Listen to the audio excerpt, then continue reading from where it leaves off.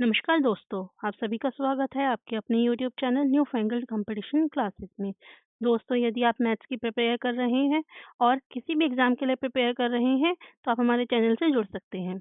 हमारे चैनल पे बेटा आपको बिल्कुल बेसिक टू एडवांस मैथ्स की तैयारी करवाई जाती है। बात करते हैं हम हमारी आज की क्लास की। आज का जो हमारा टॉपिक है वो है मेंसुरेशन। हिंदी में बोलते हैं क्षेत्रमिति। हिंदी में क्या बोलते हैं? क्षेत्रमिति। ठीक है? तो मेंस्ट्रुएशन बेटा होता क्या है? मेंस्ट्रुएशन हमारे को जो एरियाज होते हैं या कोई भी ऑब्जेक्ट होता है उसका कितना एरिया है, वॉल्यूम है, ये सब चीजें नापने में मदद करता है। ठीक है। हमारे बेटा मेंस्ट्रुएशन की जब हम बात करते हैं तो हमारे पास दो तरह की आयाम होते हैं, दो तरह की डायमेंशंस होती हैं। पहली होती है टू डायमेंशन, ठीक है, जिसे बोलते हैं द्वि-आयामी आकृति, और एक होती है थ्री डायमेंशन जिसे बोलते हैं त्रि-आयामी आकृति। ठीक। तो बेटा जब हम द्वि-आयामी आकृति की बात करते हैं तो इसके अंदर हमारे कौन-कौन से शेप्स आते हैं? पहला आता है स्क्वायर, ठीक है, और कौन-कौन से आते हैं? रेक्टेंगल। नेक्स्ट आता है आपका circle. Next parallelogram, then trapezium. Okay, rhombus. तो बेटा इतने तरह की हमारी मतलब 2D आकृतिज़ होती हैं जिनके बारे में हमें पढ़ना है। देखिए आकृति तो और भी होती हैं, लेकिन हमारे जो एग्ज़ाम है उसके जो पॉइंट ऑफ व्यू से इम्पोर्टेंट है, हम बात कर रहे हैं उसकी। ठीक है? उसके बाद हम बात करते हैं 3D की। 3D में बेटा जब हम बात करते हैं तो उसमें हमारे आता है क्यूब, क्यूबॉइड, ठीक है? स्फीयर, हेमिस्फीयर,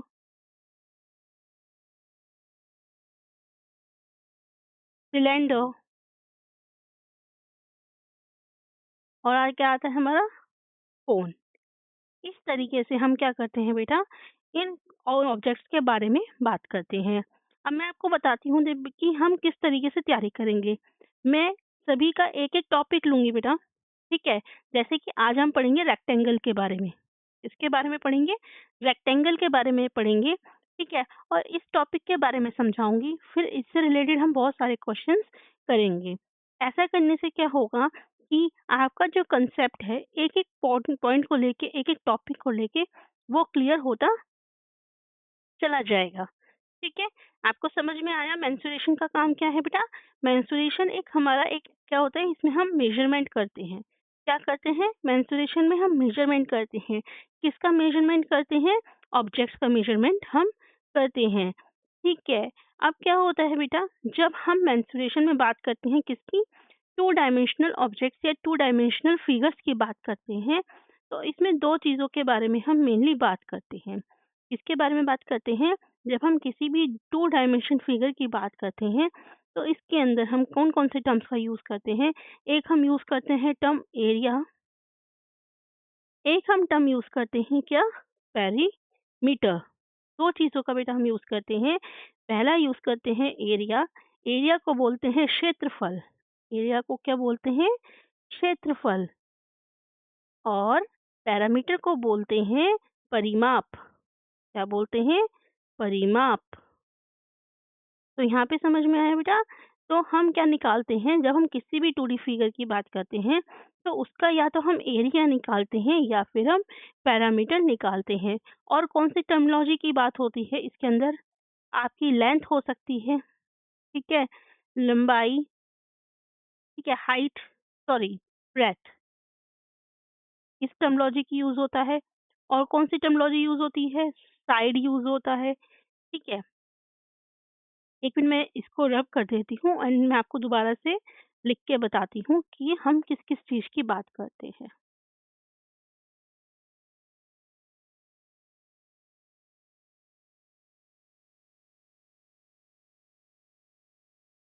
देखिए, हम एक-एक करके चलेंगे, एक-एक चीज़ों को अच्छे से समझेंगे। इस तरीके से समझेंगे कि हमारे को एग्ज़ाम में उस टॉपिक से रिलेटेड कोई भी क्वेश्चन आ जाएगा तो हमें कोई दिक्कत नहीं होगी।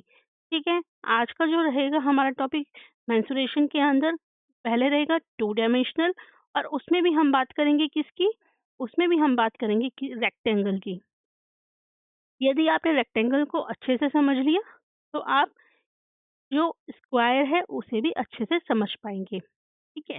तो देखिए मैंने अभी आपसे क्या बात करी, मेंस्ट्रुएशन में जब हम 2D फिगर के बारे में बात करते हैं, इसके बारे में 2D फिगर के बारे में बात करते हैं, तो हम किस-किस टर्मिनोलॉजी का यूज़ करते हैं, क्या-क्या निकालना होता है हमें? एरिया निकालना हो सकता है, ठीक है? जिसको हम बोलते हैं क्षेत्रफल।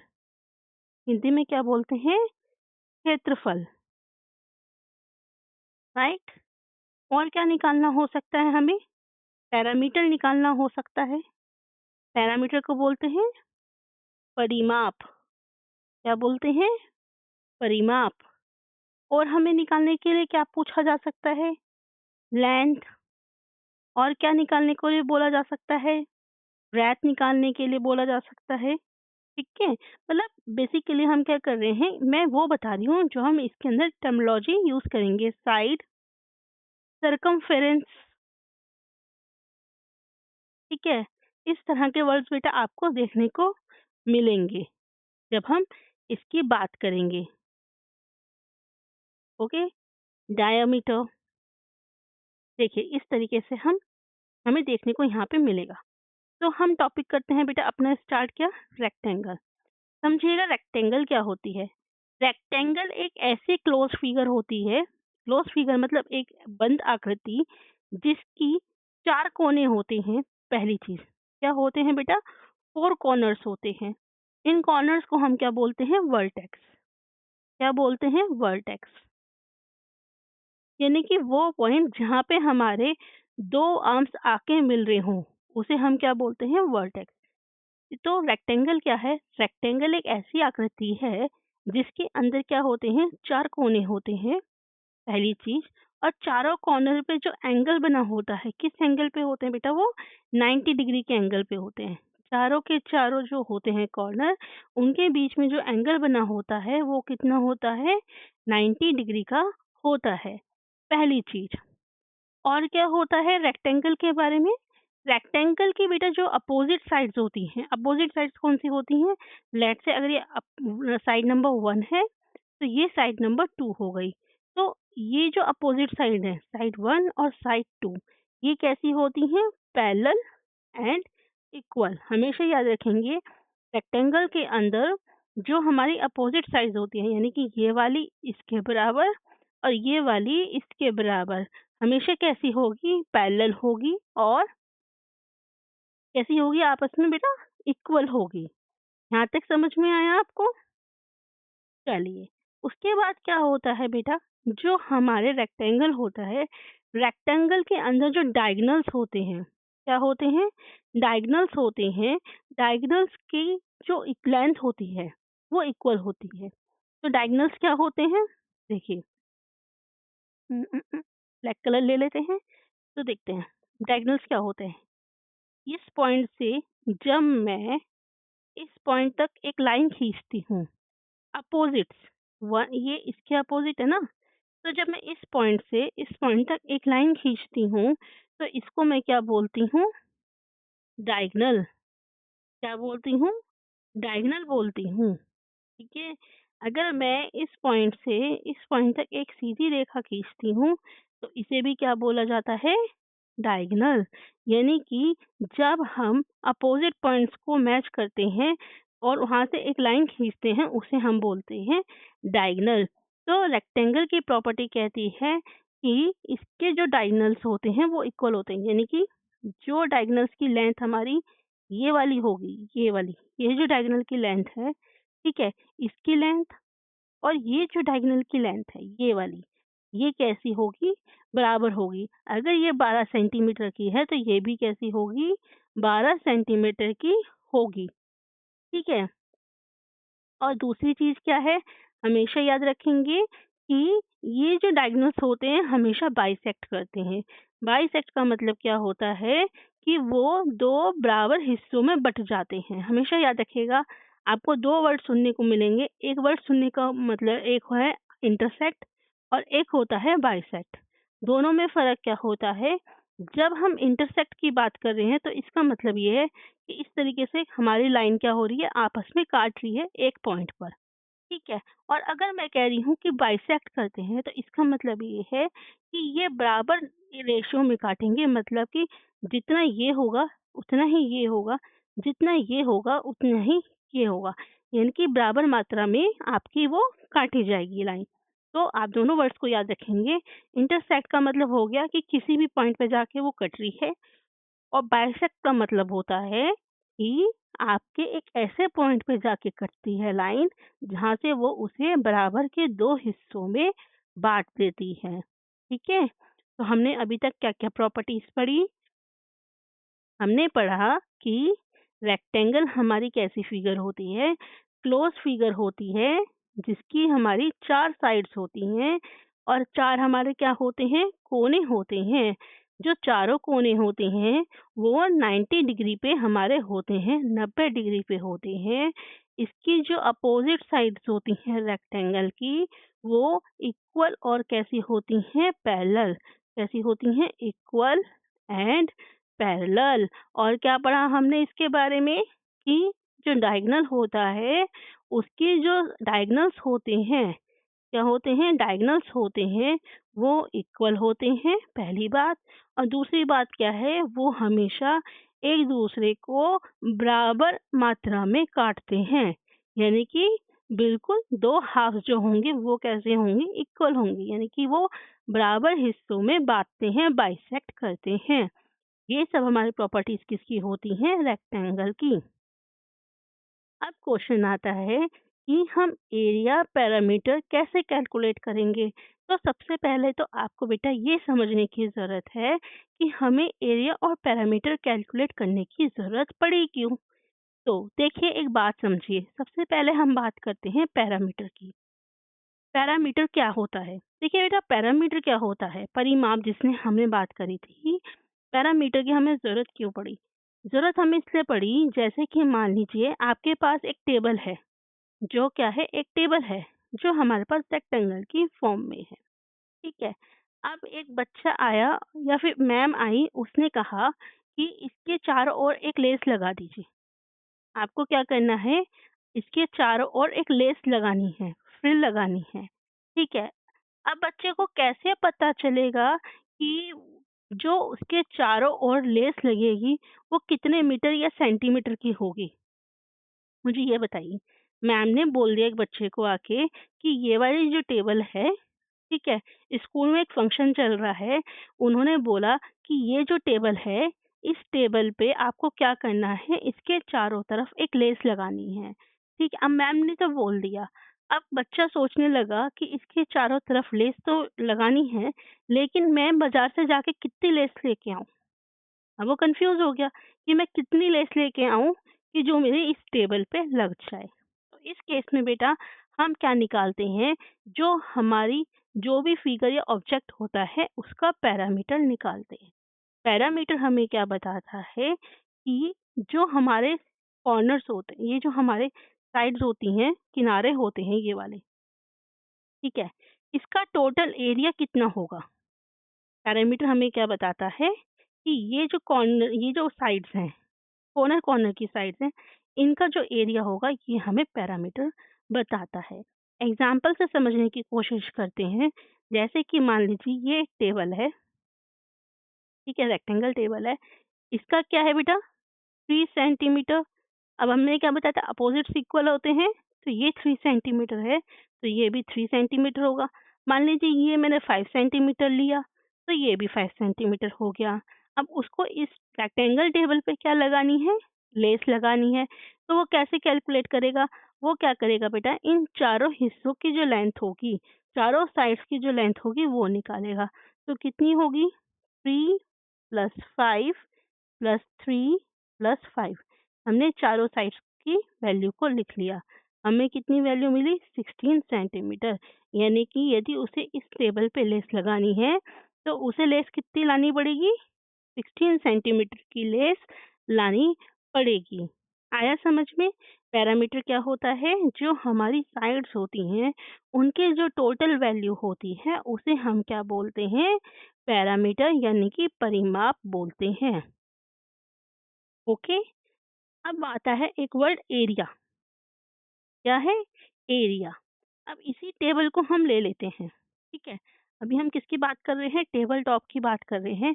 तो इसी टेबल टॉप को हम ले लेते हैं।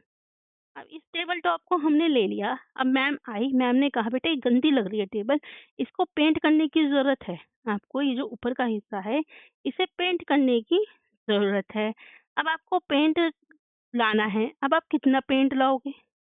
अब आपको कैसे पता चलेगा कि इसको पेंट करने के लिए हमें कितने पेंट की ज़रूरत है? तो अब इसके लिए आपको क्या निकालना पड़ेगा? इसके लिए बेटा हमें निकालना पड़ेगा इस टेबल का एरिया। ये एरिया हमें बताएगा कि हमारे को अगर इस टेबल को पेंट करना हो, इसके ऊपर के हिस्से को पेंट करना हो, तो मुझे कितने पेंट की ज़रूरत पड़ेगी। तो अगर मेरे ये क्या है 5 सेंटीमीटर का है, ये 3 सेंटीमीटर का है, तो अगर मुझे इसका एरिया निकालना है, तो मैं क्या करूँगी 5 इंटू 3, रेक्टेंगल के केस में 5 इंटू 3 यानी कि 15 सेंटीमीटर स्क्वायर के हिसाब से हमें क्या लाना पड़ेगा? पेंट लाना पड़ेगा। क्या लाना पड़ेगा? पेंट लाना पड़ेगा, राइट? तो अब आपको आशा करती हूँ समझ में आया होगा कि हमें पैरामीटर निकालना होता है और कब हमें आपका एरिया निकालना होता है। चलिए, अब कुछ क्वेश्चन के माध्यम से हम समझने की कोशिश करेंगे, कुछ क्वेश्चंस को सॉल्व करेंगे। देखिए, पहले क्वेश्चन में क्या कहा गया है? पहले क्वेश्चन में कहा गया है what is the length of diagonal if the area of rectangle is 168 centimeter square and breadth is 7 centimetre. तो देखते हैं बेटा क्वेश्चन में क्या कहा गया है। क्वेश्चन में एक तो हमें क्या दे रखा है? एरिया। ठीक है, एरिया कितना है? 168 सेंटीमीटर स्क्वायर। ब्रेथ हमें कितनी दे रखी है? 7 सेंटीमीटर। हमें पूछी गई है लेंथ ऑफ डायगोनल। डायगोनल सिर्फ लेंथ वर्ड मत पढ़िएगा, लेंथ ऑफ डायगोनल। तो मैंने कैसे बताया था बेटा? रेक्टेंगल फिगर कैसे होती है हमारी? इस तरीके की फिगर हमारी क्या होती है? रेक्टेंगल फिगर होती है। तो हमें क्या दे रखा है? हमें दे रखा है पूरा का पूरा एरिया और हमें पूछा हुआ है क्या? देखिए ये जो डायगोनल होती है इसे बोलते हैं ना डायगोनल। हमें इसकी लेंथ बतानी है, ये जो डायगोनल है ना डी, इसकी लेंथ बतानी है और हमें एक साइड की वैल्यू दे रखी है, ब्रेथ की वैल्यू दे रखी है 7 सेंटीमीटर। तो देखिए बेटा आपको ये क्वेश्चन कैसे सॉल्व करोगे? तो आपने एक वर्ड बेटा पढ़ा होगा पाइथागोरस थ्योरम या पाइथागोरियन थ्योरम। पाइथागोरस थ्योरम सभी ने पढ़ा होगा। पाइथागोरस थ्योरम क्या कहती है कि दो साइड के स्क्वायर का सम, यानी कि ये वाली जो साइड्स होती हैं जो हमारी कहाँ होती हैं? 90 डिग्री पे होती हैं। जो दो साइड्स 90 डिग्री पे होती हैं इनके स्क्वायर का सम, इसे मैं ए मान लेती हूँ, इसे मैं बी मान लेती हूँ। तो ए प्लस बी के स्क्वायर का सम किसके बराबर होता है? जो डायगोनल होता है बेटा उसके स्क्वायर के बराबर होता है। तो अगर आप इस इक्वेशन को देखें तो हमारे पास बेटा बी की वैल्यू है 7 सेंटीमीटर, लेकिन अभी हमारे पास ए की वैल्यू नहीं है। तो यदि मुझे इस डी को निकालना है तो मुझे ए और बी दोनों की वैल्यू चाहिए होगी। तो अब मैं दूसरी वैल्यू को कैसे कैलकुलेट करूंगी? चलिए उसके पास पे जाते हैं। देखते हैं हमें क्वेश्चन में बोला क्या है। क्वेश्चन में बोला क्या है कि हमारा जो ये रेक्टेंगल है इसका एरिया कितना है? 168 सेंटीमीटर। हमें पता है बेटा जो एरिया ऑफ रेक्टेंगल होता है, अगर मेरे को रेक्टेंगल निकाल का एरिया निकालना है तो मैं कैसे निकालूंगी?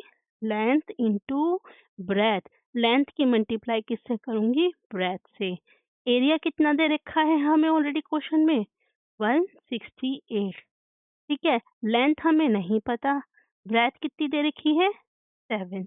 तो बेटा आप सभी को पता है जो नंबर हमारा एक साइड मल्टीप्लाई में होता है दू, दूसरी साइड जाके क्या हो जाता है? डिवाइड में। तो 168 के नीचे क्या आ जाएगा? 7। तो बेटा जब मैं लेंथ की वैल्यू निकालूंगी तो बताइए क्या आएगी? 168 डिवाइड बाय 7, तो हमारी वैल्यू क्या आएगी? 24 सेंटीमीटर। मीटर। ये जो 24 सेंटीमीटर आई वो बेटा इसकी वैल्यू आई, इसकी इसकी वैल्यू आई 24 सेंटीमीटर। लेकिन हमें चाहिए किसकी? डायगोनल की। अभी हमने क्या पढ़ा था? Pythagoras theorem. पाइथागोरस थ्योरम क्या कहती है? डायगोनल का square is equal to A square plus B square, फिर length square plus breadth square. तो पाइथागोरस थ्योरम क्या कहती है? डायगोनल का square is equal to length square plus breadth square. Diagonal के स्क्वायर को हम ऐसे ही लिखते हैं। लेंथ हमें कितनी निकली थी बेटा? 24 का स्क्वायर, और ब्रेथ की वैल्यू हमें ऑलरेडी दे रखी थी ये 7, तो 7 का स्क्वायर। तो बेटा इसे हम कैलकुलेट करेंगे। जब हम 24 का स्क्वायर निकालेंगे तो हमारा क्या आएगा? 576। 7 का स्क्वायर क्या होता है बेटा? 49। ठीक है, तो जब हम दोनों को ऐड करेंगे तो हमारी वैल्यू क्या आएगी? ये आएगी बेटा 625। क्या आएगी? 625। अब आपको पता है बेटा, जब भी कभी कोई नंबर हमारा किस में होता है? स्क्वायर में होता है। जब भी कोई नंबर स्क्वायर में होता है तो दूसरी साइड जाके क्या बन जाता है? Square root. क्या हो जाता है? Square root. तो बेटा अगर मुझे डी की वैल्यू निकालनी है तो मेरे को क्या करना पड़ेगा? इसके स्क्वायर को हटाना पड़ेगा। तो जब मैं इसके इस स्क्वायर को हटाऊंगी तो ये क्या बन जाएगा दूसरी साइड जाके? स्क्वायर रूट, यानी कि 625 का स्क्वायर रूट। और बेटा आप सभी को पता है 625 का स्क्वायर रूट क्या होता है? 25 सेंटीमीटर। और यही हमारा क्वेश्चन है बेटा, और हमारा ये आपका क्या आ गया? आंसर आ गया। आशा करती हूँ आपको क्वेश्चन समझ में आया होगा। हमने किस तरीके से इस क्वेश्चन को सॉल्व करा है। अगर आपको समझ में आ गया हो तो बेटा चलते हैं नेक्स्ट क्वेश्चन की तरफ।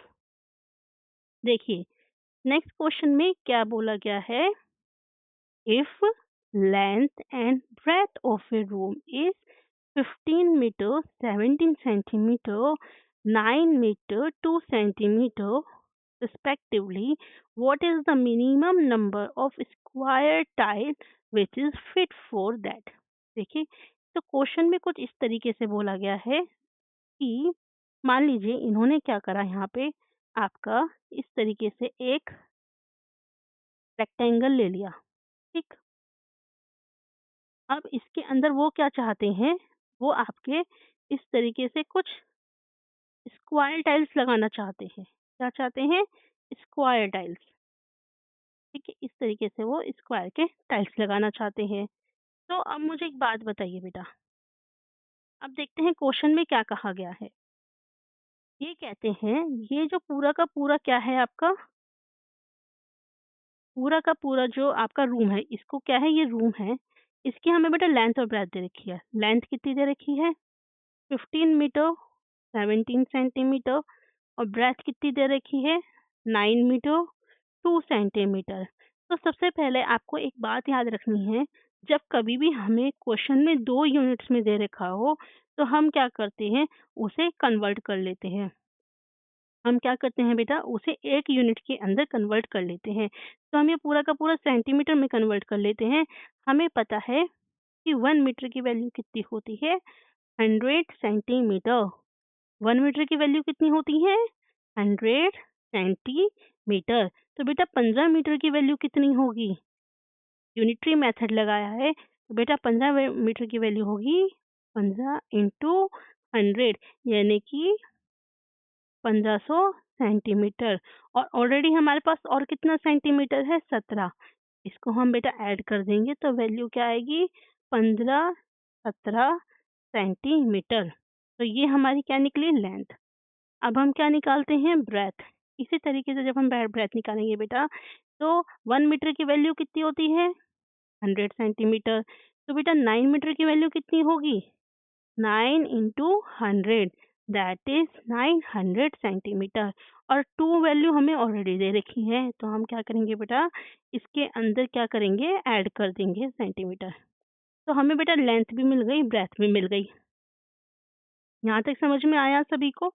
अब देखिए क्वेश्चन में क्या बोला गया है। हमें ये पता चल जाएगा बेटा इस पूरे इसका एरिया कितना है। पहले तो हम क्या निकालेंगे? इस पूरे रूम का एरिया निकालेंगे। तो एरिया का फॉर्मूला आप सभी को पता है, क्या होता है? Length into breath. क्या होता है? लेंथ इंटू ब्रेथ, यानी कि 1517 इंटू 902। तो बेटा ये कैलकुलेट करके बताइए मुझे, इसकी वैल्यू क्या आएगी? ठीक है, बहुत सारी वैल्यू आ रही है। इसकी वैल्यू आएगी बेटा 1368,334। ठीक है, सेंटीमीटर स्क्वायर। अब देखिए, अब समझिए, अब क्वेश्चन में क्या बोला गया है? क्वेश्चन में बोला गया है हमें क्या लगाने हैं, इस तरीके से स्क्वायर टाइल्स लगाने हैं। क्या लगाने हैं? स्क्वायर के टाइल्स लगाने हैं।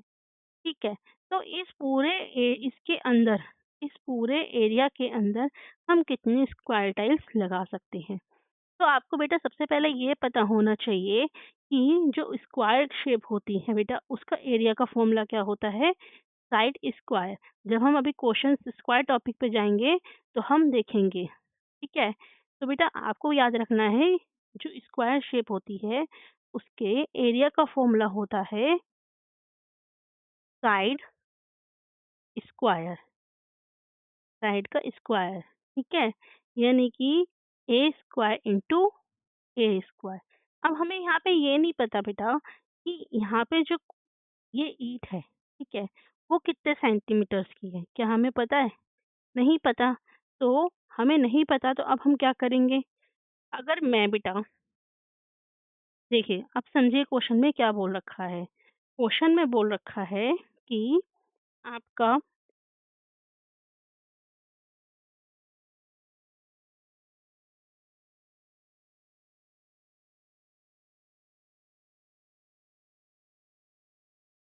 अब देखिए बेटा, अकॉर्डिंग टू द क्वेश्चन क्या होना चाहिए?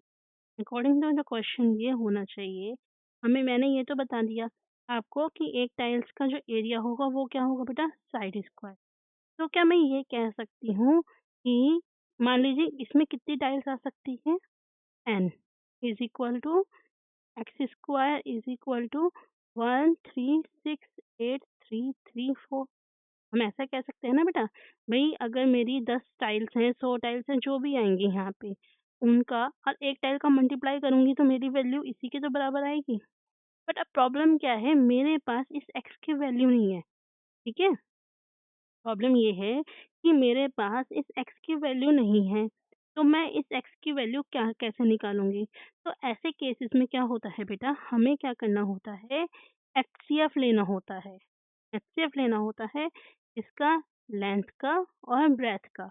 लेंथ की वैल्यू और ब्रेथ की वैल्यू जो है उसका एचसीएफ लेना होता है। और हमारी बेटा लेंथ कितनी निकली थी? एक वैल्यू हमारी आई थी 1517 और एक हमारी वैल्यू आई थी 902। तो बेटा जब आप इन दोनों को सॉल्व करेंगे, ठीक है, देखिए 1517 इसके फैक्टर्स क्या होंगे? 37 इंटू 41, राइट। और बेटा 902 इसके फैक्टर क्या होंगे? 2 इंटू 11 इंटू 41। इन दोनों में बेटा हाईएस्ट कॉमन फैक्टर कौन सा है? तो वो है दैट इज 41। तो बेटा एक्स की वैल्यू क्या होगी? एक्स की वैल्यू होगी 41। यहाँ तक समझ में आया? जब बेटा हमारे पास एक्स की वैल्यू है और हमारे पास पूरे एरिया की वैल्यू है, तो क्या मैं सॉल्व कर सकती हूँ? बिल्कुल कर सकती हूँ। हम क्या करेंगे, देखिए, अब हमारे पास वैल्यू है, तो बस अब हमें कुछ नहीं करना बेटा, अब हमें वैल्यूज़ को पुट करना है। ठीक है, अब या तो आप इसको पूरा कैलकुलेट कर सकते हैं यहाँ पे, या फिर आप डायरेक्ट भी रख सकते हैं। कैसे? एरिया कितना होना था? पूरे इसका 1517 इंटू 902 डिवाइड बाय 41 इंटू 41। आपको समझ में आया ये कैसे बना? भाई जब मेरे पास, ये समझिए, मेरे पास इस पूरे का एरिया है, ठीक है? अब इसके अंदर अगर मुझे एक आपको मेरे को इसमें ईंटें लगानी है, इस पूरे एरिया के अंदर ईंटें लगानी है और मुझसे ये पूछा गया कि मैं इसमें कितनी ईंटें लगा सकती हूँ, तो मैं क्या करूँगी? मैं यही तो करूँगी, ये जो पूरा टोटल एरिया है, यानी कि लेंथ इंटू ब्रेथ, इसको किससे डिवाइड करूँगी? जो हमारी एक ईंट का एरिया है, यानी कि एक्स इंटू एक्स। इससे डिवाइड करूँगी तो मेरे पास नंबर ऑफ ईंट नहीं आ जाएँगी, नंबर ऑफ टाइल्स नहीं आ जाएगी। तो बस बेटा हमने वही करा है। क्वेश्चन में क्या था? क्वेश्चन में हमें x की वैल्यू नहीं पता थी, हमें इसका साइज़ नहीं पता था, इसलिए हमने क्या करा एचसीएफ लिया, हाईएस्ट कॉमन फैक्टर लिया किसका 115 और 902 का। जो कि हमें क्या मिला बेटा 41। अब हमने क्या करा सीधी-सीधी वैल्यू लिखी है length into breath upon x into x यानी कि पूरे एरिया का पूरा जो रूम है उसका एरिया डिवाइड बाय उस एक टाइल का एरिया जो उसके अंदर फिट होगा। तो जब हम बेटा इसे कैलकुलेट करेंगे तो हमारे पास जो आंसर आएगा वो आएगा क्या 814 यानी कि कम से कम वहाँ पे कितनी स्क्वायर टाइल्स लगेंगी 814 स्क्वायर टाइल्स आपकी लगेंगी। ठीक है, चलिए नेक्स्ट क्वेश्चन की तरफ चलते हैं, देखते हैं नेक्स्ट क्वेश्चन में क्या कहा गया है। नेक्स्ट क्वेश्चन में कहा गया है the shorter side of a rectangle is 16 centimetre less than the longer side यानी कि एक साइड क्या है दूसरी साइड से 16 मीटर छोटी है। तो अगर मैं बेटा इसमें एक एक साइड को मान लीजिए लेंथ को मैंने क्या मान लिया एक्स मान लिया तो ब्रेथ क्या हो जाएगी मेरी एक्स माइनस 16। ठीक है, अब कहते हैं the numerical value of its area is equal to the 3 times the numerical value of its parameter. सीधी सीधी बात है बेटा न्यूमेरिकल वैल्यू मतलब यही जो वैल्यू निकलेगी ये कहते हैं जो एरिया की वैल्यू है वो क्या है 3 टाइम्स ऑफ पैरामीटर है। क्वेश्चन में बोला गया है न्यूमेरिकल वैल्यू जो है इनकी जो न्यूमेरिकल वैल्यू ये इनकी जो वैल्यू आएगी एरिया की वो किसके बराबर होगी पैरामीटर के 3 गुना के बराबर होगी। हमें पूछा है जो लंबी वाली साइड होगी बेटा उसकी क्या वैल्यू होगी। अब एक बात बताइए लेंथ दे रखी है ब्रेथ दे रखी है आपको पता है एरिया का फॉर्मूला क्या होता है लेंथ इंटू ब्रेथ 3 इंटू बेटा पेरीमीटर का फॉर्मूला क्या होता है twice of length plus breath यही होता है। लेंथ की वैल्यू रखिए x x minus 16 3 into twice of x plus x minus 16। इसको सॉल्व कीजिए यहाँ पे क्या आएगा एक्स स्क्वायर माइनस 16x। ठीक है 3 इंटू ये कितना होगा आपका इसकी पहले बेटा ब्रैकेट सॉल्व करेंगे तो ये आएगा आपका बेटा कितना 2 2x minus 16 x square minus 16x is equal to 3 into 4x minus 32 x square minus 16x is equal to 12x minus 96। ठीक, तो हमारी बेटा इक्वेशंस क्या बन जाएगी x square minus 16x minus 12x plus 96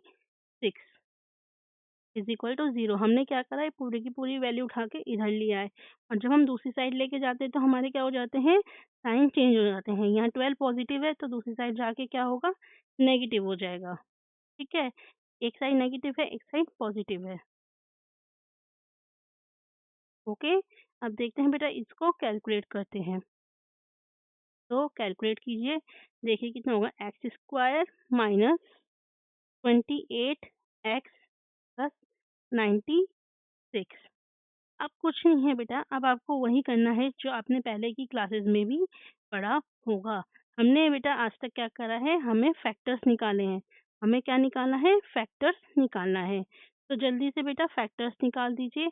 हमें फैक्टर निकालने का तरीका क्या होता है हमें इसको इस तरीके से स्प्लिट करना है कि जब हम इन दोनों को माइनस प्लस करें तो हमारा एडिशन ये आए और उन दो नंबरों का मल्टीप्लिकेशन क्या आए 96 आए। ठीक है, तो देखते हैं बेटा हम किस तरीके से इसे स्प्लिट कर सकते हैं। ओके, तो हम इसको बेटा अगर मैं इसको 24 और 4 के साथ करूँ तो 24 4 का कितना होता है 96। यस बिल्कुल, तो मैं इसे बेटा स्प्लिट कर सकती हूँ 24 और 4 में यानी कि minus 24x minus 4x plus 96। मैं इसको इस तरीके से लिख सकती हूँ? बिल्कुल लिख सकती हूँ। अब हम क्या करेंगे बेटा, इसमें से कॉमन ले लेंगे, यानी कि x माइनस 24। अब यहाँ से क्या लिया बेटा मैंने, 4 कॉमन लिया, तो बी ब्रैकेट में क्या आएगा, x माइनस 24, यानी कि x माइनस 4 और x minus 24 is equal to 0। तो बेटा x की वैल्यू क्या हो सकती है, या तो 4 हो सकती है या 24 हो सकती है।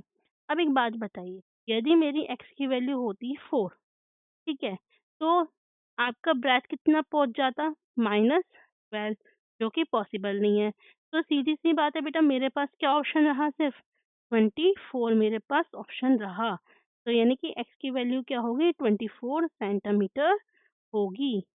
आया आप सभी को समझ में, क्वेश्चन में हमने क्या करा, हमने जो जो क्वेश्चन में दे रखा था उनकी वैल्यूज को पुट करते हुए चले गए। चलिए नेक्स्ट क्वेश्चन की तरफ चलते हैं, देखते हैं कि नेक्स्ट क्वेश्चन में क्या कहा गया है। नेक्स्ट क्वेश्चन में कहा गया है, the length of A rectangular path, जो लेंथ है रेक्टेंगुलर पाथ की वो 27 ज्यादा है किससे, ब्रेथ से। बहुत इजी क्वेश्चन है, ये आप खुद से कर सकते हैं। देखिए क्वेश्चन में क्या कहा गया है, लेंथ अगर क्या है, ब्रेथ से 27 ज़्यादा है, तो बेटा अगर मैं ब्रेथ की वैल्यू को x मान लूँ, तो मेरी लेंथ कितनी होगी, x प्लस 27। ये सीधी सी बात है, इन्होंने क्वेश्चन में कहा है कि जो लेंथ है रेक्टेंगुलर पार्ट की वो 27 ज़्यादा है किससे, ब्रेथ से। अगर मेरी ब्रेथ की वैल्यू x है तो लेंथ की वैल्यू क्या होगी, x प्लस 27, ठीक है। अब हमें बेटा एरिया की वैल्यू दे रखी है, एरिया की वैल्यू, ठीक है, जो क्या है 2268।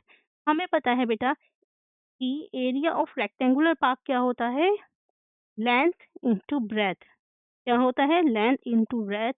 तो हमने क्या करा, यहाँ पे वैल्यूज को रखा, यानी कि x plus 27 multiply by x is equal to 2268, right.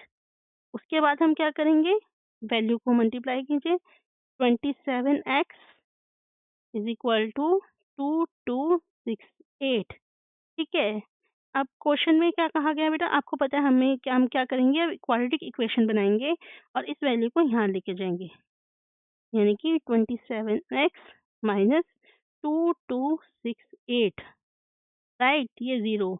Again हमें क्या करना है बेटा, फैक्टर्स करने हैं, ठीक है। फैक्टर्स किस तरीके से करते हैं हम, फैक्टर्स अभी हमने पिछले वाले क्वेश्चन में भी करा था, तो उसमें हमने कैसे फैक्टर्स करे थे, ठीक है। इस तरीके से आपको क्या करना है, डिस्ट्रीब्यूट करना है नंबर को कि आपका मल्टीप्लाई करके ये वैल्यू आए और प्लस माइनस करके ये वैल्यू आए। तो बेटा जब आप इनके फैक्टर्स निकालोगे तो हमारे को कौन कौन से वैल्यूज आएंगे, हमारे पास आएंगे 63 एंड 36, क्या आएंगे, 63 एंड 36।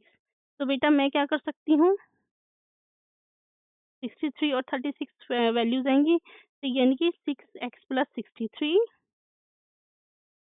x माइनस 36, ठीक। अब बेटा क्या एक वैल्यू क्या आ रही है, -63, और एक वैल्यू क्या आ रही है, 36। आपको पता है लेंथ ब्रेथ कभी भी माइनस में नहीं हो सकती, तो ये वाला नंबर कट जाएगा और x की वैल्यू क्या आएगी, 36। हमें पूछी गई क्या है, ब्रेथ, तो ब्रेथ की वैल्यू बेटा क्या होगी, 36 होगी। आई होप आपको यहाँ तक क्वेश्चन क्लियर हुआ होगा। हमने बेटा यहाँ पे क्या करा है, फैक्टर्स करा है, ठीक है। फैक्टर्स करने के लिए आपको क्या करना है, प्रोडक्ट, ऐसे दो नंबर ढूंढने हैं जिनका प्रोडक्ट आपका ये आए और और आपका एडिशन सब्ट्रैक्शन यानी कि जो सम है वो आपका ये आए, राइट। चलिए नेक्स्ट क्वेश्चन की तरफ चलते हैं, देखते हैं नेक्स्ट क्वेश्चन में क्या कहा गया है। नेक्स्ट क्वेश्चन में कहा गया है, the breadth of a rectangle is 3 metre less than इस लेंथ, ठीक है। अगर मेरे पास लेंथ क्या है, x है, तो ब्रेथ मेरी कितनी हो गई, 3 मीटर कम हो गई। एरिया दे रखा है फिर से कितना, 70, राइट। हमें लेंथ निकालनी है, तो वही करना है जो अभी हमने करा, length into breadth is equal to 70, ठीक है। x into x minus 3 is equal to 70। जब आप इसे सॉल्व करेंगे तो क्या आएगी, x square minus 3x is equal to 70। 70 को हम बेटा दूसरी साइड लेके जाएंगे। आपको पता है जब दूसरी साइड लेके जाते हैं तो क्या होता है, साइन चेंज हो जाता है। एक्स स्क्वायर माइनस 3x, यहाँ पे प्लस 70 था, दूसरी साइड जाके क्या होगा, माइनस 70। देखिए फिर से क्वाड्रेटिक इक्वेशन बन गई। अब हमें इस तरीके से इसका फैक्टर करना है। मल्टीप्लाई क्या है आपका, 70, और एडिशन सब्ट्रैक्शन क्या है आपका, 3। तो क्या मैं इसे ऐसे स्प्लिट स्प्लिट कर सकती हूँ, like minus 10x plus 7x, ठीक है, माइनस 70, ऐसे कर सकते हैं ना बेटा। इन दोनों को जब मैं प्लस माइनस करूंगी तो क्या आएगी, माइनस 3x, और मल्टीप्लाई करूंगी तो क्या आएगा, 7x 70, ठीक। तो वैल्यू निकाल लीजिए। अब इसमें से क्या निकालेंगे बेटा, पहले दो टर्म्स में से common x, x minus 10 plus 7 में से x minus 10 is equal to 0। x plus 7 x minus 10 is equal to 0। तो x की वैल्यू क्या आएगी, या तो माइनस 7 हो सकती है या 10। अब आपको पता है बेटा कोई भी लेंथ ब्रेथ माइनस में नहीं हो सकती, तो वैल्यू क्या आएगी आपकी, 10। लेंथ पूछा गया था, ठीक है, तो आंसर क्या होगा, दैट इज 10 मीटर। आशा करती हूँ अब आपको क्वेश्चन समझ में आने लगे होंगे, ठीक है। चलिए अब हम और क्वेश्चंस देखते हैं क्वेश्चन में क्या कहा गया है। तो नेक्स्ट क्वेश्चन में कहा गया है, 3 times the length of rectangle is equals to 7 time its breadth. कि अगर मैं लेंथ का क्या है, 3 टाइम्स किसके बराबर है, 7 टाइम्स ऑफ ब्रेथ। तो क्या मैं इसे इस तरीके से लिख सकती हूँ, भाई मैं ब्रेथ इधर ले गई, इसकी वैल्यू यहाँ ले गई, यानी कि बेटा लेंथ से ब्रेथ का रेशियो कितना है, 7:3। क्वेश्चन में कहा गया है area of rectangle is this, area इतना है। What is the area of a square whose perimeter is equal to the rectangle. Okay, देखिए इन्होंने कहा है एक एरिया निकालना है किसका, स्क्वायर का। अब बात क्या है कि इस ये जो स्क्वायर है ना, इसका जो एरिया है उसके लिए हमें क्या पता होनी चाहिए, इसकी साइड पता होनी चाहिए। अब साइड कैसे निकलेगी, तो इन्होंने एक कंडीशन दी है, क्या, इन्होंने कही है कि जो पैरामीटर है स्क्वायर का वो किसके बराबर है, पैरामीटर ऑफ रेक्टेंगल। इन्होंने कुछ ऐसी कंडीशन दी है कि पैरामीटर जो है इज इक्वल टू, इस स्क्वायर का पैरामीटर किसके बराबर है बेटा, रेक्टेंगल के पैरामीटर के बराबर है, ठीक है। तो अब हम कैसे करेंगे इस क्वेश्चन को, तो देखिए सीधी सी बात है बेटा, हमारे को लेंथ ब्रेथ किस में दे रखी है, रेशियो में दे रखी है, ठीक है। पैरामीटर ऑफ स्क्वायर हमें नहीं पता, लेकिन पैरामीटर ऑफ रेक्टेंगल हम क्या कर सकते हैं, निकाल सकते हैं। लेकिन उससे भी पहले हमें लेंथ ब्रेथ हमें किस में चाहिए, प्रॉपर फॉर्म में चाहिए। उसके लिए हमें क्या निकालना पड़ेगा बेटा, एरिया हमें दे रखा है, area is equal to length into breadth, ठीक है। एरिया क्या है, 2352, लेंथ कितनी है, 7x इंटू 3x, यानी कि 21x इज इक्वल टू 2352। तो x की वैल्यू क्या आएगी,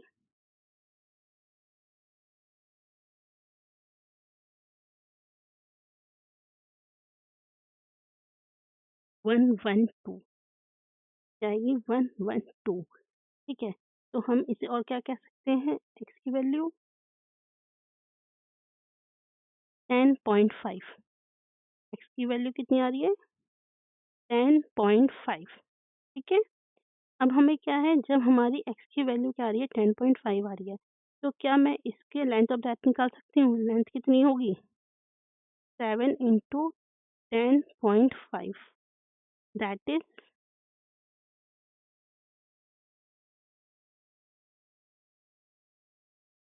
73.5। ब्रेथ की वैल्यू कितनी होगी, 3 इंटू 10.5,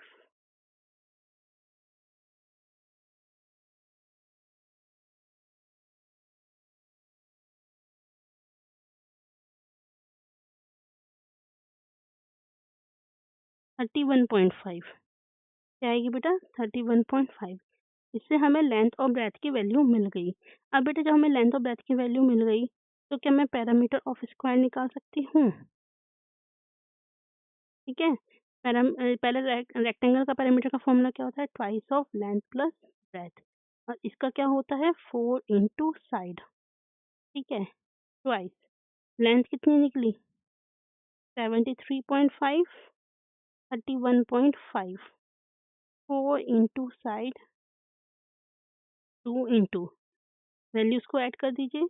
73.5 प्लस 31.5 कितना आया? 105, 105। जब हम इसको मल्टीप्लाई करेंगे 2 से तो क्या आएगा? 210। तो साइड की वैल्यू कितनी आ जाएगी? 210/4। बेटा क्या आएगी यहाँ पे वैल्यू? 52.5 आएगी, 52.5। अब हमें पूछा क्या गया था? एरिया। ठीक है? क्वेश्चन में पूछा गया था एरिया।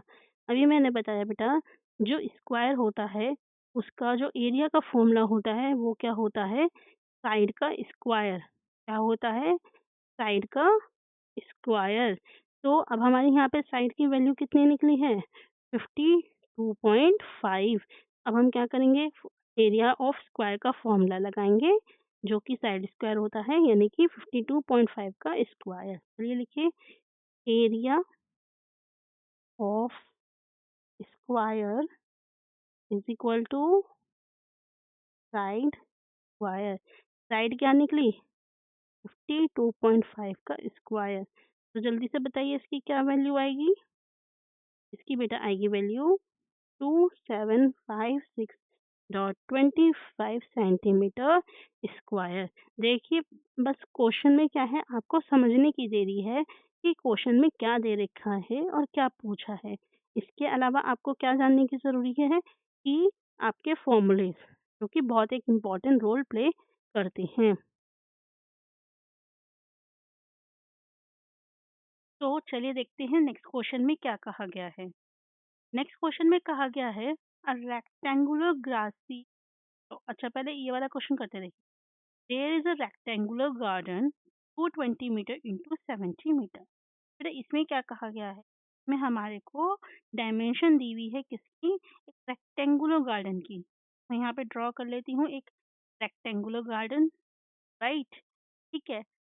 कि मुझे क्या दे रखी है? डायमेंशन दे रखी है, जो कि क्या है आपकी? 220 मीटर इंटू 70 मीटर। ठीक है? तो ये वाला क्या है आपका?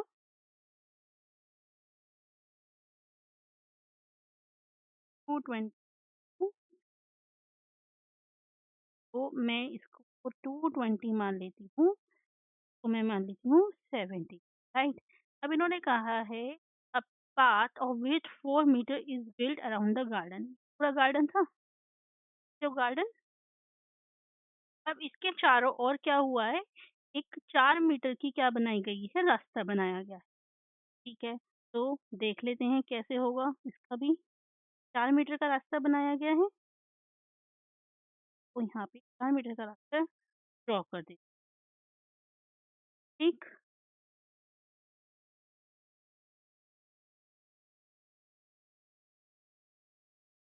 देखिए, ये मैंने क्या करा है? 4 मीटर का रास्ता एक बना दिया। राइट? तो देखिए अब क्या है यहाँ। अब समझिएगा चीज़ों को ध्यान से। क्वेश्चन में क्या बोला गया है और हमें क्या निकालना है। देखिए, बेटा ये हमारा क्या है? अंदर वाला वन, दिस वन, ये रेक्टेंगुलर गार्डन। ठीक है? ये क्या है आपका? रेक्टेंगुलर गार्डन है। इसकी डायमेंशन क्या है? 220 मीटर बाय 70 मीटर। तो ये अगर 220 है, ये कितनी हो जाएगी? 70 मीटर। ठीक? अब हमसे क्वेश्चन में पूछा गया है कि आपका, मैं रेड कलर ले लेती हूँ, पिंक कलर ले लेती हूँ, पिंक कलर। ठीक है? क्वेश्चन में कहा गया है कि इसके चारों ओर, यानी कि ये 4 मीटर का क्या बनाया गया है? रास्ता बनाया गया है। 4 मीटर चौड़ाई का रास्ता बनाया। 4 मीटर, 4 मीटर, 4 मीटर, 4 मीटर। हमसे पूछा गया है कि इसका एरिया क्या होगा? सिर्फ़ इस ये जो पाथ है ना, जो पोर्शन मैं ग्रीन कलर कर रही हूँ, ये जो मैं पोर्शन आपका ग्रीन कलर कर रही हूँ, ग्रीन कलर से मार्क कर रही हूँ, तो मुझे एरिया पूछा। तो अब इसका एरिया निकालने के लिए बेटा मुझे एक बात बताइए, यदि मैं ये जो बड़े वाला रेक्टेंगल है, ये बड़े वाला यानी कि जो बाहर वाला रेक्टेंगल है, ये रेक्टेंगल 1, इसमें से रेक्टेंगल 2 का एरिया माइनस कर दूँ, रेक्टेंगल 1 के एरिया में से रेक्टेंगल 2 का एरिया माइनस कर दूँ, तो क्या मुझे इस पाथ का एरिया मिल जाएगा? बिल्कुल मिल जाएगा। लेकिन ये हम करेंगे कैसे? तो देखिए पहले हम सबसे पहले बात करते हैं अंदर वाले रेक्टेंगल की, ठीक है? सबसे पहले हम बात करते हैं किसकी? अंदर वाले रेक्टेंगल। इसका एरिया मैं निकाल सकती हूँ क्योंकि मेरे पास डायमेंशन ऑलरेडी गिवन है, ठीक है? मेरे पास कितनी डायमेंशन गिवन है? देखते हैं। मेरे पास बेटा डायमेंशन गिवन है, इसको मैं 1 मान लेती हूँ अंदर वाले को और बाहर वाले को 2 मान लेती हूँ। तो जो मेरा रेक्टेंगल 1 है, रेक्टेंगल 1 जो है, इसकी डायमेंशन कितनी है? 220 इंटू 7 से मुझे अंदर वाले का एरिया मिल जाएगा। अब मुझे ये चाहिए बाहर वाले का पूरा एरिया। जब मैं बाहर वाले का निकाल रही हूँ ना बेटा, तो ये पूरा निकलेगा, ये पूरा का पूरा। ये बाहर वाला है, ये पूरा निकल रहा है। इसमें से मैंने एक छोटा-सा एरिया है, वो माइनस करना है, तो मेरे पास ये वाला एरिया आ जाएगा, ठीक है? तो रेक्टेंगल 2 यानी कि जो बाहर वाला रेक्टेंगल है, उसका एरिया कैलकुलेट करना है। अब हमें डायरेक्ट डायमेंशन नहीं दे रखी है यहाँ पे, लेकिन हमें क्वेश्चन में क्या बोला गया है? हमें क्वेश्चन में बोला गया है कि आपका जो पाथ है ना, वो 4-4 मीटर का है। क्या है? 4-4 मीटर का वो पाथ है। तो यदि मेरा बेटा ये 220 है, मुझे बताइए, ये 220 है, 4 मीटर ये यहाँ से बढ़ा, 4 मीटर ये यहाँ से बढ़ा, तो टोटल यहाँ से यहाँ तक की डिस्टेंस कितनी हो गई? 220 ये है, 4 मीटर यहाँ से बढ़ा, 4 मीटर मेरा यहाँ से बढ़ा। बेटा ये पूरी डिस्टेंस कितनी हो गई?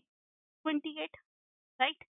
उसी तरीके से अगर मेरी अंदर की 70 है, 4 मीटर मेरा यहाँ से बढ़ा और 4 मीटर मेरा यहाँ से बढ़ा, 4 और 4, तो ये टोटल कितना हो गया?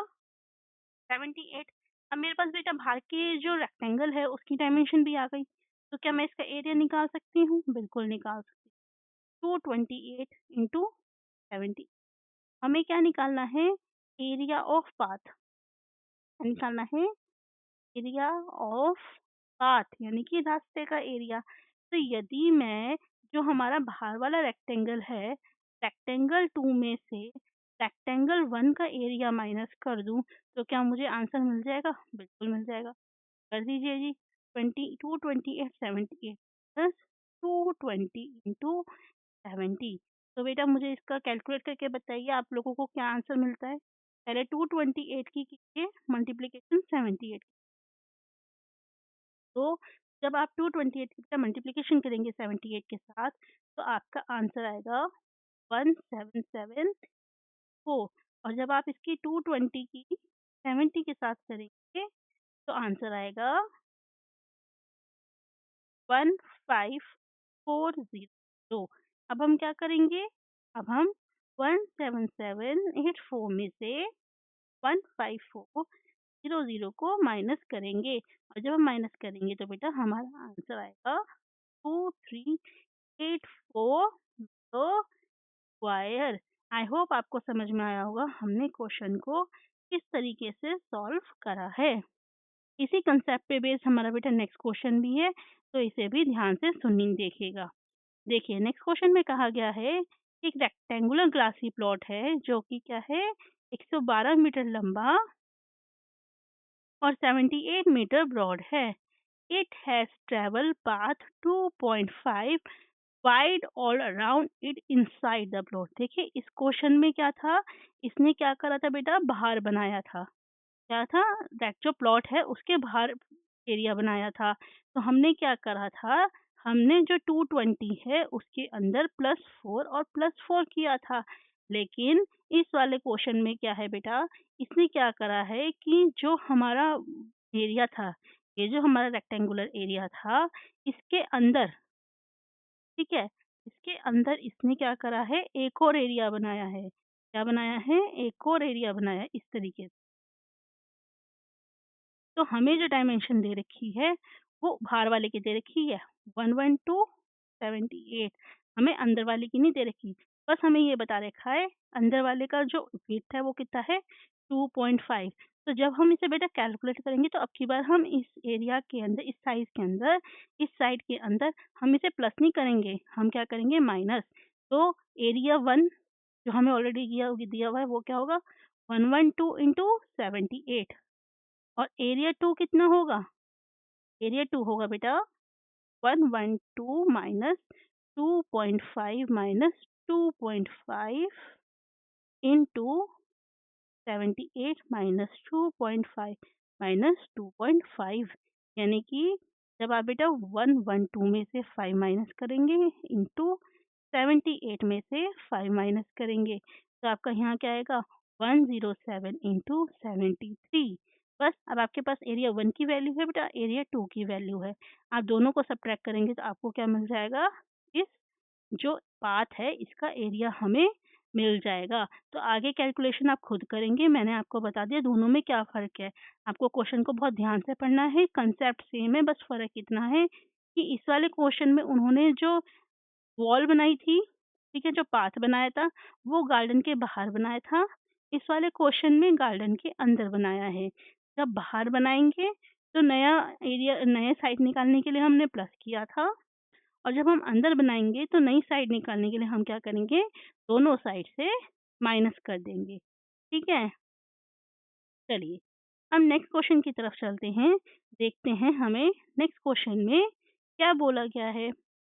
नेक्स्ट क्वेश्चन में बोला गया है कि 2 रेक्टेंगल हैं जिनका क्या है area equal to 480 square metre है। ठीक है? हमें 2 रेक्टेंगल दे रखे हैं जिनका क्या है are of same area 480 square metre. They differ in length by 6 centimetre and breadth by 4 centimetre. देखिए, इन्होंने ना कुछ इस तरीके से सिचुएशन दे दी हमें कि हमें दो रेक्टेंगल दे दिए। एक रेक्टेंगल मान लीजिए ऐसे दे दिया और एक रेक्टेंगल हमें ऐसे दे दिया। दोनों का जो एरिया है, ये जो एरिया है, ये ए और ए, दोनों का एरिया क्या है सेम है। एरिया इसका और इसका सेम है, लेकिन किस चीज़ का फ़र्क है, इनकी डायमेंशंस का फ़र्क है। ठीक है? अगर मेरी ये लेंथ और इसकी ब्रेथ है, तो बेटा क्या होगा, अगर इसकी लेंथ मान लीजिए मैंने क्या करी, लेंथ में 6 बढ़ा दिया, तो सीधी-सी बात है इस एरिया को मेंटेन करने के लिए मुझे ब्रेथ में क्या करना पड़ेगा, दूसरी वैल्यू को घटाना पड़ेगा। अगर मैं लेंथ में 6 बढ़ा रही हूँ, क्योंकि इन्होंने ये नहीं पूछा किसमें किसमें क्या करा इन्होंने, किसमें प्लस किया, किसमें माइनस, बस इन्होंने कहा है कि लेंथ, और जो लेंथ है वो 6 से अलग है और जो ब्रेथ है वो 4 वैल्यू से अलग है। जब हम 4 वैल्यू या 6 वैल्यू बोल रहे हैं, तो वो उससे बड़ी भी हो सकती है, छोटी भी हो सकती है। तो हमने यहाँ पे अज़्यूम कर लिया कि जो लेंथ है वो 6 बढ़ी हुई है, तो उसके अकॉर्डिंग ब्रेथ क्या होगी, 4 हमारी क्या होगी, कम हो जाएगी। तो जो हमारा बेटा ओल्ड ओल्ड पैरामीटर है, ठीक है? ओल्ड पैरामीटर कितना होगा? Twice of length plus breath. और न्यू पैरामीटर कितना होगा? New parameter twice of length plus breath. लेकिन यहाँ पे हमारी लेंथ की वैल्यू कितनी है? एल प्लस 6 और ब्रेथ की वैल्यू कितनी है? B minus 4। यानी कि twice of length plus breadth plus 2। ठीक है? अब हमें इन दोनों का डिफरेंस पूछा है कि इनके पैरामीटर का डिफरेंस कितना आएगा। तो मैं यहाँ पे वैल्यूज रख देती हूँ, twice of L plus twice of B plus 4 minus twice of L minus twice of B. तो इनका डिफरेंस कितना आया बेटा? एल से एल कट गया तो डिफरेंस कितना आया? 4। तो 4 विल बी योर आंसर। आई बात समझ में?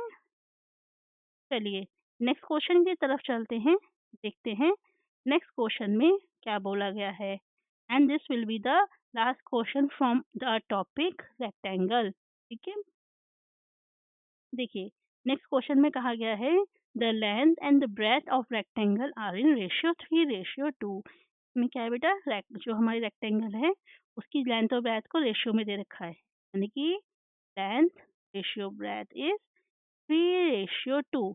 If the length is increase by 5 metre, length क्या हो गई, 5 बढ़ा दी, ब्रेथ हमारी सेम है, the new area of rectangle is, तो जो न्यू एरिया होगा, न्यू एरिया वो कितना हो जाएगा, 2600। What is the parameter of original, parameter निकालना है किसका, ओरिजिनल का। देखिए, पैरामीटर हम तब निकाल पाएंगे जब हमें ये पता होगा कि हमारी लेंथ और ब्रेथ कितनी है। हमें कुछ चीजें क्या दे रखी हैं, रेशियो में दे रखी हैं। तो देखिए, अगर मैं बात करूं कि हमारा जो ओल्ड था, ओल्ड रेक्टेंगल था, उसका एरिया क्या रहा होगा, 3x × 2x = 6x²।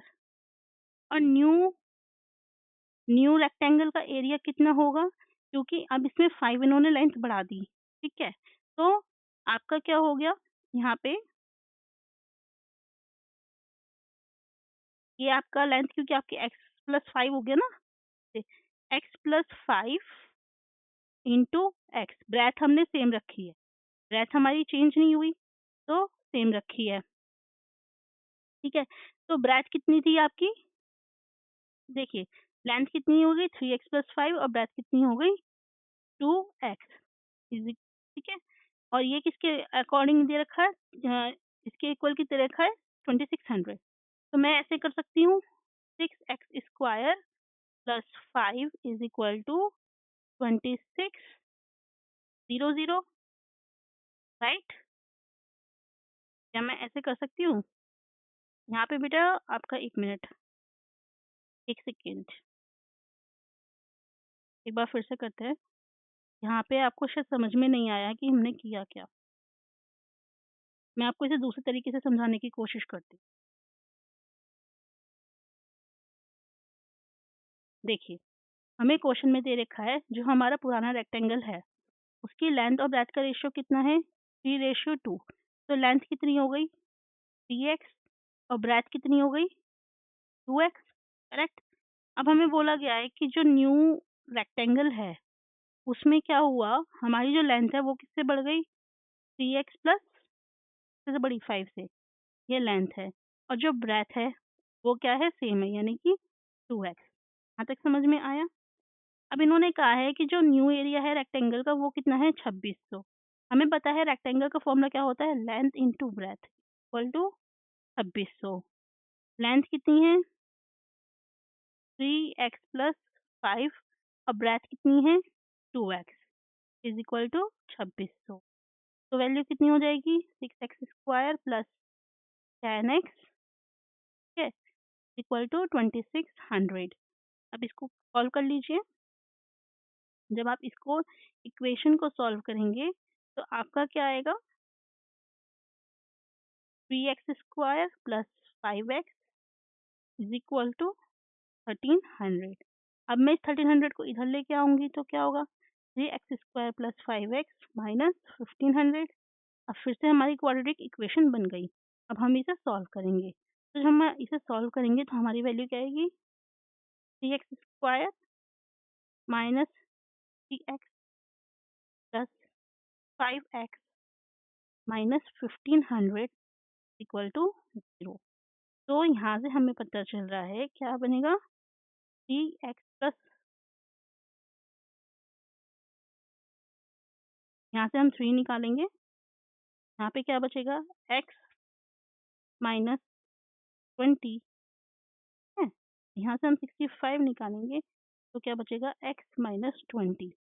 तो वैल्यू क्या आई, 3x प्लस 65 और x माइनस 20। हमें ये सॉल्व करने की ज़रूरत नहीं है क्योंकि हमें यहाँ से पता चल रहा है कि आंसर किस में आएगा, माइनस में। तो x की वैल्यू क्या हो गई 20, राइट। जब x हमारा 20 है तो पुराने वाले की लेंथ कितनी होगी, 3 × 20 इज 3, ब्रेथ कितनी होगी 2 × 20 इज 40, ठीक। हमें पूछा है क्या, पैरामीटर, क्या पूछा है, पैरामीटर ऑफ ओरिजिनल। पैरामीटर हमें पता है क्या आता है, 2 length plus breath, twice length कितनी निकली 60, दैट कितनी निकली 40, कितना हो गया इंटू 100 दैट इज 200 मीटर। इसी तरीके से हम क्या करेंगे बेटा, सभी क्वेश्चंस को सॉल्व करेंगे। आपको क्वाड्रेटिक इक्वेशन सॉल्व करनी आनी बहुत ज़रूरी है। अगर आपको क्वाड्रेटिक इक्वेशन सॉल्व करनी नहीं आती तो आपको क्वेश्चनों को सॉल्व करने में दिक्कत होगी। तो गाइस, अगर वीडियो अच्छी लगे तो लाइक सब्सक्राइब शेयर ज़रूर कीजिएगा। मिलेंगे नेक्स्ट वीडियो में इसी के नेक्स्ट टॉपिक के साथ। Thank you.